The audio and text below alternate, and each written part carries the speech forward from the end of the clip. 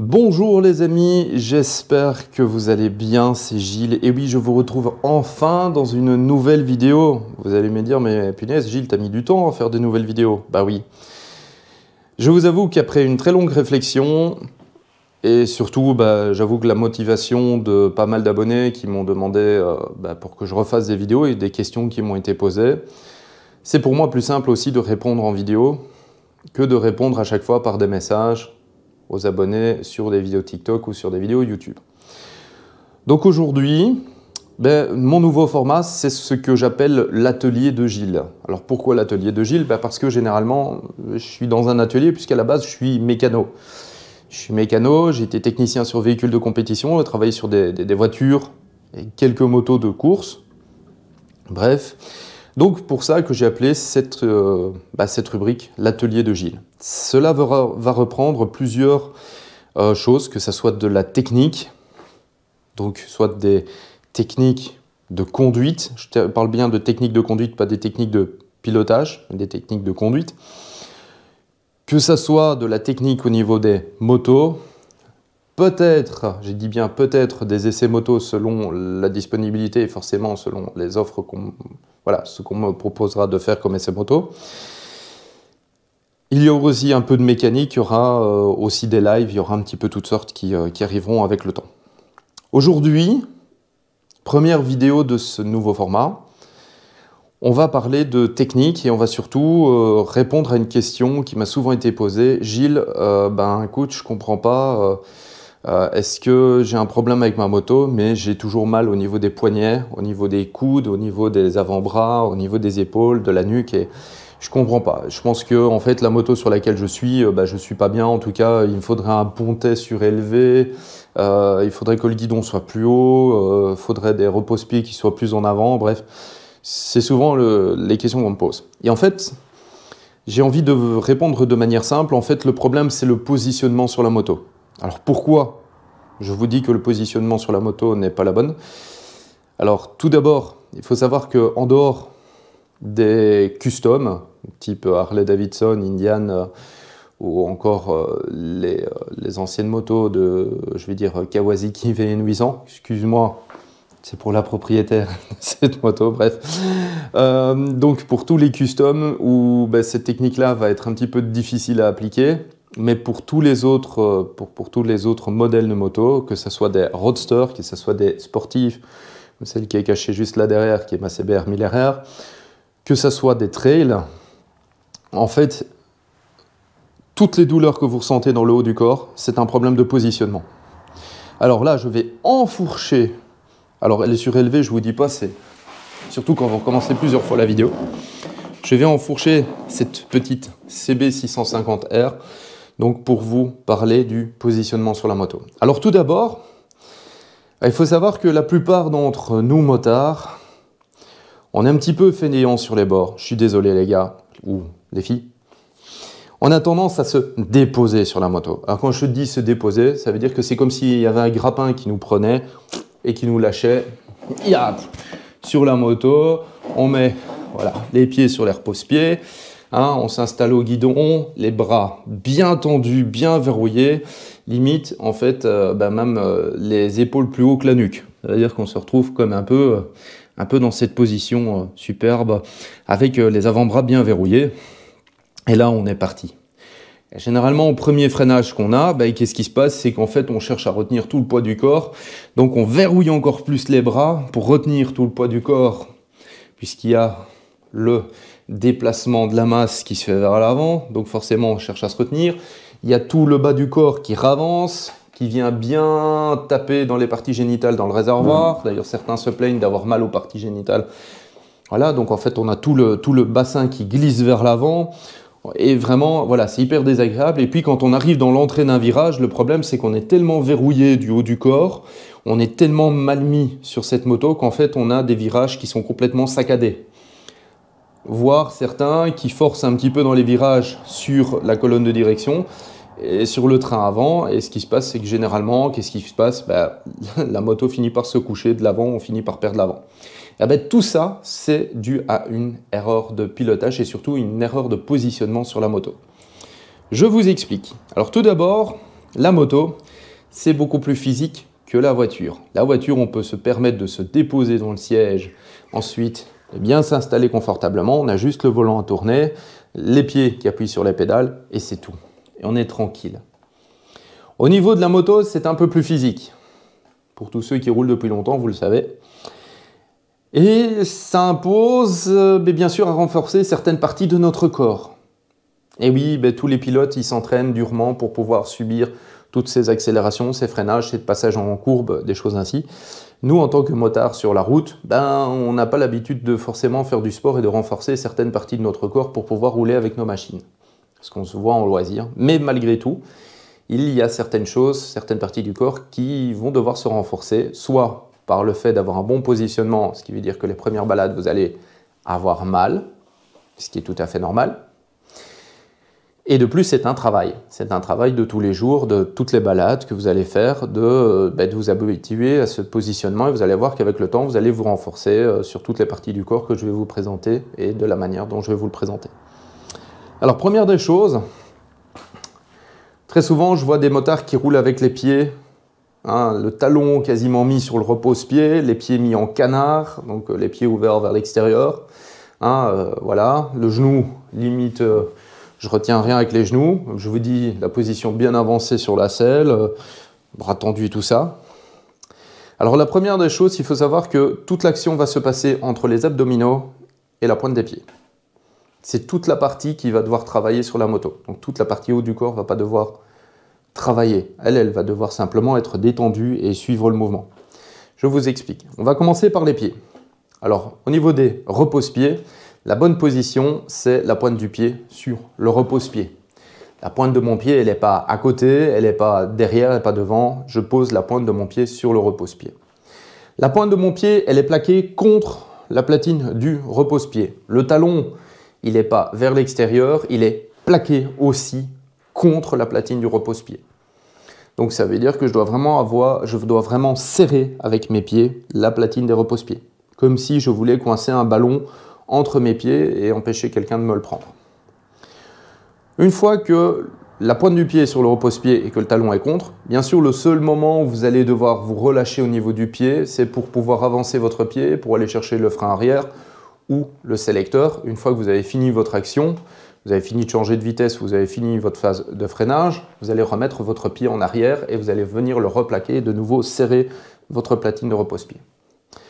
Ensuite, on remonte d'un étage. Au niveau des genoux. Les genoux, ils ne sont pas complètement relâchés. Les genoux, ils sont plaqués contre le réservoir et surtout, on serre son réservoir. Pourquoi? Tout simplement parce que ça va permettre d'empêcher de glisser sur la selle et de venir écraser les parties contre le réservoir. Ça va vous empêcher de glisser en avant. Et puis l'autre partie technique, c'est que simplement ça va permettre de stabiliser la moto. Donc en fait, plus vous allez faire corps avec votre moto au niveau des pieds et au niveau des genoux, en tout cas des cuisses, qui sont plaqués contre la moto et que vous allez serrer, plus vous allez stabiliser votre moto. Alors bien sûr, ça va induire que vous allez avoir des douleurs dans l'intérieur, donc au niveau de l'aine. Vous allez sentir que tout ça va faire mal les premiers moments. C'est normal, c'est les muscles qui vont travailler. S'ils n'ont pas l'habitude de travailler, vous allez voir, ça va faire mal. C'est tout à fait normal. Alors, petite technique, c'est que le problème, c'est que quand on est trop plaqué à son réservoir, c'est que d'une manière naturelle, le réservoir et la forme du réservoir va écarter vos genoux. Donc moi, ce que je conseille, alors il y en a certains qui vont dire qu'il faut mettre le poing entre les parties génitales et le réservoir pour connaître la bonne position. Moi, je dirais simplement, vous mettez votre main à plat. Vous glissez votre main à plat. Voilà, vous devez pouvoir glisser votre main comme si vous vouliez aller toucher votre selle entre le réservoir et vos parties. Voilà, vous glissez votre main. Ça, pour moi, c'est le strict minimum. Vous devez avoir juste un petit peu d'espace. Et d'une manière naturelle, vous allez sentir que vos jambes vont venir se mettre déjà contre le réservoir de manière naturelle. Et ensuite, vous n'avez plus qu'à serrer. Alors oui, je vous ai dit, ça va faire mal, c'est tout à fait normal. Ensuite, au niveau des abdominaux, voilà, vous allez devoir apprendre à gainer les abdos, contracter les abdos, pour tout simplement pouvoir venir tenir cette position. Alors c'est super désagréable comme ça, surtout quand on le fait à l'arrêt. Mais je peux vous dire que rien que le fait de tenir les pieds serrés et les genoux serrés, c'est beaucoup plus facile de tenir cette position, incliné vers l'avant, sans devoir utiliser les bras pour se retenir. C'est déjà nettement plus facile. Donc c'est l'ensemble des abdos, des cuisses qui sont bien serrés, donc des genoux qui sont bien serrés contre le réservoir et des pieds, qui vont vous permettre de vous retenir. Donc dans les phases de freinage, vous empêcheront de glisser vers l'avant, dans les phases d'accélération qui vous permettront aussi de vous retenir pour ne pas trop glisser vers l'arrière.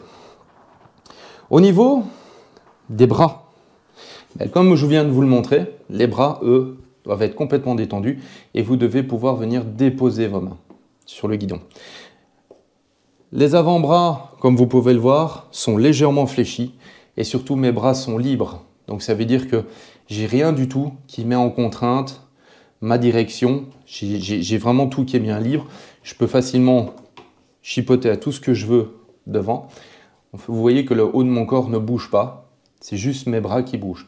Ça, c'est la bonne position. Là, vous n'allez plus avoir de tension ni sur les poignets, ni sur les avant-bras, ni sur les épaules, ni dans la nuque, ni dans les omoplates. Ça va être la bonne technique. De plus, le fait d'avoir les bras complètement libres va permettre de libérer la direction, toute la colonne de direction. Parce que le problème, c'est que généralement, les gens qui sont tendus, mais quand ils prennent leur virage, le problème, c'est qu'ils déclenchent leur virage, et puis dans le virage, on voit cette moto qui saccade dans le virage, qui est instable. De plus, comme elle saccade, le souci, c'est que ça rend la moto instable, et généralement, quand ils sont relâchés au niveau du corps, on voit vraiment toute la moto qui bouge. Et c'est souvent là où il y a la chute qui arrive, parce que dès qu'on force un petit peu trop à vouloir prendre de l'angle et qu'on ne laisse pas la direction suivre l'angle de la courbe, donc ça veut dire qu'à un moment le guidon il va tourner dans le sens où la moto elle est penchée, mais si vous faites une contrainte, le problème c'est qu'à un moment la moto, vous l'inclinez, et puis à un moment vous forcez, plouc, elle glisse et vous perdez l'avant. Donc en fait tout ça vient de là. Donc le fait d'avoir les bras bien libres va permettre de déclencher le virage, et ensuite va permettre à la moto, d'une manière naturelle, au moment où vous êtes en virage, elle va tout simplement, la colonne va s'incliner, va changer d'angle, et va tourner dans le sens du virage, et va vous permettre de prendre votre virage d'une manière naturelle et éviter de forcer sur toute la colonne à l'avant et surtout sur le pneu. Au niveau du déclenchement du virage, il y a effectivement la technique du contre-braquage qui va vous permettre tout simplement d'incliner la moto. Une fois que vous avez incliné la moto, donc une fois que vous avez, en fait, si vous voulez tourner à droite, vous poussez sur votre guidon du côté droit, ce qui va permettre à la moto de se pencher. Mais au moment où vous avez commencé à incliner la moto, il faut savoir que vous allez devoir relâcher la direction pour, comme je vous dis, pour que la colonne puisse tourner dans le sens du virage. Et en fait, d'une manière naturelle, il faut savoir qu'il y a une autre technique. Elle est simple. Il suffit tout simplement de pousser. Et c'est pour ça qu'on met la pointe du pied sur le repose-pied. Il vous suffit tout simplement de pousser au moment où vous voulez commencer à prendre votre virage. Vous poussez sur votre pied, donc vous poussez sur votre jambe du côté intérieur du virage. Et vous allez voir que du fait que vous ne retenez pas la colonne de direction, vous allez voir que votre moto elle va s'incliner toute seule. En plus, comme vous le voyez, je fais le mouvement. Vous voyez que le fait de vouloir pousser sur le repose-pied, d'une certaine manière, j'incline mon corps déjà aussi, le haut du corps, donc au niveau du bassin. J'incline mon corps dans le sens du virage. Donc, vous voyez, ça devient une position naturelle que l'on connaît. Donc là, j'incline. Le guidon, lui, ne fait rien. Je ne dois rien faire, je dois juste tourner la poignée de gaz, utiliser les freins, l'embrayage, et c'est tout. Voilà les amis, je pense que j'ai tout expliqué. Je pense qu'il y aura des choses peut-être à montrer en vidéo, mais ça, je devrais faire sur un lieu privé pour vous expliquer un petit peu plus la technique. On ne fait pas ça sur la route, en tout cas en vidéo pour la présentation. Les techniques, vous pouvez les utiliser bien sûr sur la route. Ce sont des techniques qui sont partagées par des professionnels qui proposent des stages d'hypermaniabilité qui permettent d'augmenter la sécurité. Donc tout ce que je vous raconte là, ce sont des stages que j'ai suivis et que je partage avec vous. Ce sont des techniques que je partage avec vous. Bien sûr, ce que je vous explique ne remplace pas le fait de participer à ce genre de stage que je vous conseille vivement. Pourquoi? Parce que ça va augmenter votre sécurité. Comme je vous le dis, le fait de ne pas être tendu au niveau de tout ce qui est direction va vous permettre de prendre un virage de manière plus naturelle, va permettre aussi à la moto de travailler de manière normale, d'éviter de mettre des tensions au niveau de la colonne, au niveau du pneu à l'avant, et éviter de perdre l'avant. Très souvent, quand il y a, quand il y a une chute en moto, je ne vais pas parler d'un accident, mais quand il y a une chute en moto, il faut savoir que c'est une erreur qui est due soit à un mauvais positionnement, soit au fait qu'on est trop rigide soi-même sur la moto et qu'on ne laisse pas la moto travailler. La moto en elle-même, elle ne fait que suivre ce que vous lui dites. Donc croyez-moi qu'avant de chercher le défaut, c'est un problème de suspension, c'est un problème de pneu, c'est un problème de frein, c'est un problème de ci, un problème de là. Le premier des problèmes, c'est très souvent celui qui est au guidon qui l'a causé. Donc voilà. Donc, n'hésitez pas à aller suivre des stages, surtout si vous comptez partir en voyage, croyez-moi. Les techniques que je vous apprends vous permettront de faciliter vos prises de virage, vous faciliteront forcément les freinages, vous éviteront les douleurs, vous permettront de faire des milliers de kilomètres par jour, d'enfiler les kilomètres et de faire, je ne sais pas, par exemple, moi j'ai fait 1600 km en 4 jours sur ma CB1000R où j'ai une position quand même relativement sur l'avant avec une passagère.